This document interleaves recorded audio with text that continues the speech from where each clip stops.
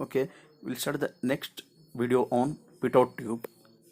Okay, it is also a flow measuring device which is used to measure the velocity of the flow at any point in a pipe or channel. See, it is based on the principle that if the velocity of the flow at a point becomes zero because of conversion of kinetic energy into pressure energy. From the figure you can observe, if I am going to insert the pitot tube in a flowing field, see at the point 2 the complete energy, that is a kinetic energy, is converted into pressure energy. Therefore there is a rise of fluid takes place in the pitot tube because of conversion of available kinetic energy into potential pressure energy.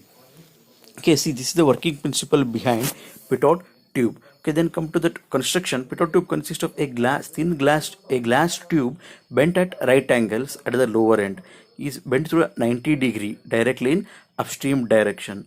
Okay, see here already discussed why the pressure rises means because of conversion of kinetic energy into pressure energy. See, for the analysis, see, let us consider a pressure point 1, section 1 and section 2 at the same level.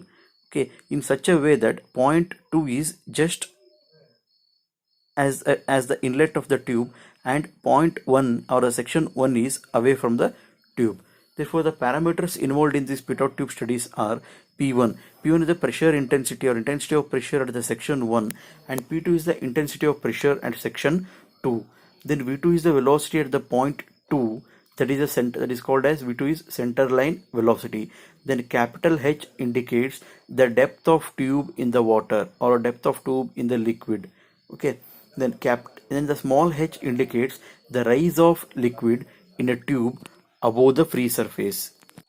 Okay, again we need to apply the Bernoulli's equation at the section 1 and 2.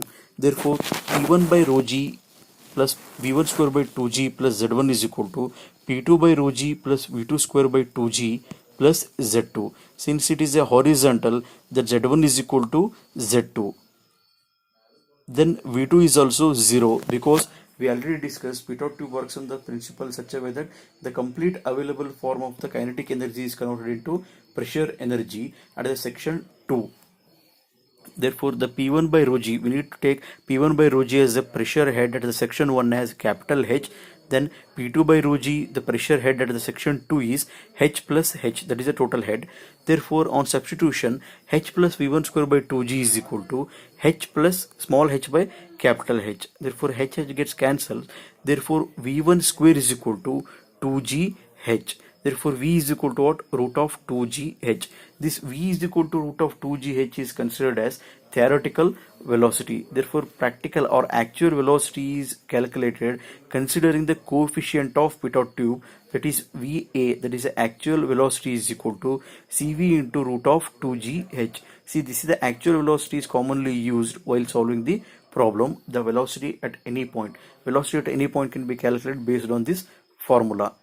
Then there are two parameters involved in this pitot tube, or the two definitions, very important definitions. See, that is, first one is static pressure, then the second one is stagnation pressure. See, the term indicates stagnation pressure. See, as we discussed, the available form of the kinetic energy is completely converted into pressure energy at the section 2. At the section 2, if you are going to measuring the pressure and the velocity is always 0 at the section 2. If you are going to measuring the pressure at the section 2, then that pressure is called as stagnation pressure. This is nothing but what?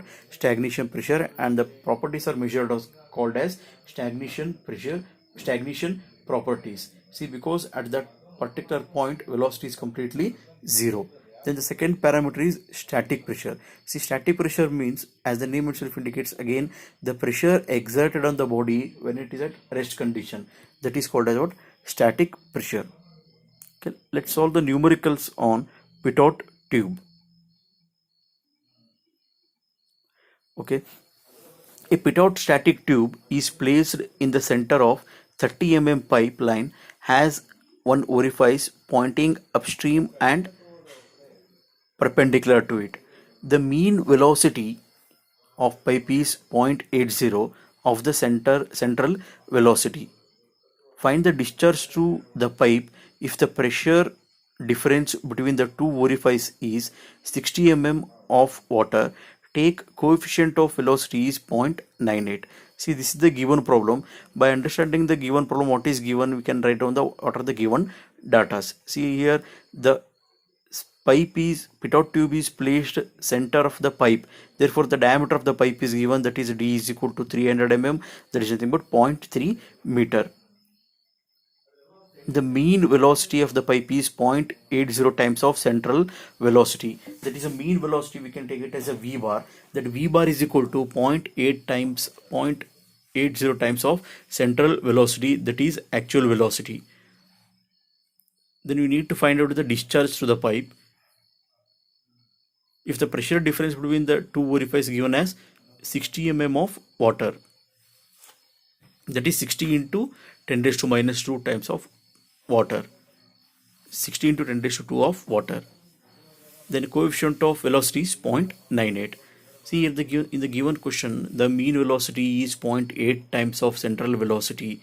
Therefore, the mean velocity becomes 0.80 into, that is a central velocity is cv into root of 2gh. See, all the values are given data. On substitution, we are going to get the mean velocity is 0.8504 meter per second.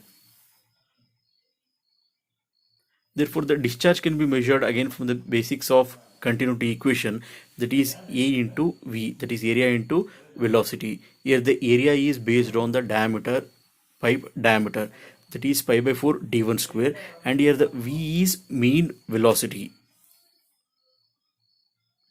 On substitution, we are going to get